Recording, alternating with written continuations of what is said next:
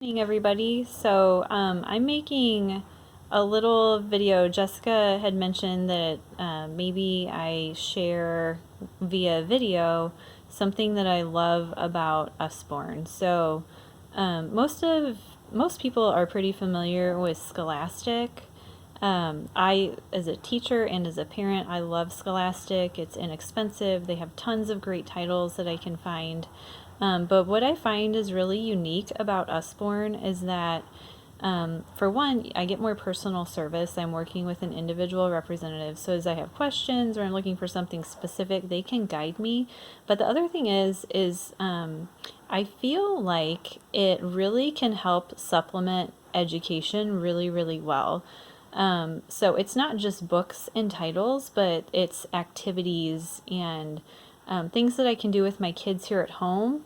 But as a teacher, it's awesome things that I can take into a classroom. So what you're looking at right now is the first Usborne book that I ever purchased. I purchased this when I was working at Cross Point Academy in Florida. I was teaching in the Shark class, so I was in a 3 and 4-year-old preschool room. So this would have been about 3 years ago when Liam was also in a similar class with me. And we had an Usborne book fair at church, and I had heard of it. I really didn't know much about it. And it was one of those things that I just stopped at with my kids really fast on the way out the door, and they really wanted to get something, and I found this book for $9.99, and it's a hardcover, and it looked kind of fun.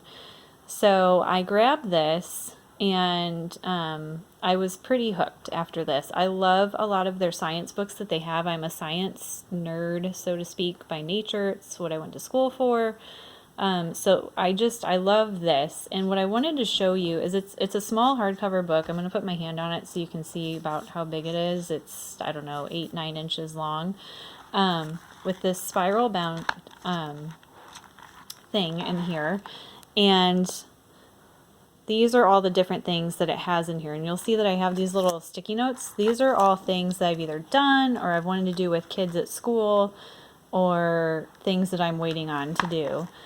So I thought I would show you a couple of them. This one it's called Making Gloop, but it's oobleck.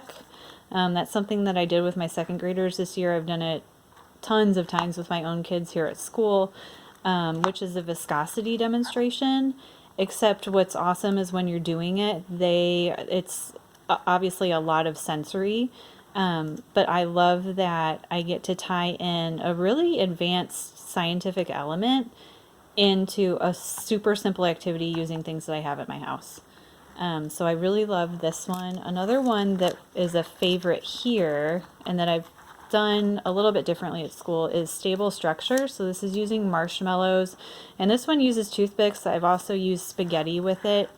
But this one is awesome because it kind of dives into the engineering element a bit. It's a lot of STEM, and kids don't even realize it. So, planning out, working together as a team, how is my structure going to go together? How much, how many toothpicks do I need? How many marshmallows do I need? Or how many noodles, whichever.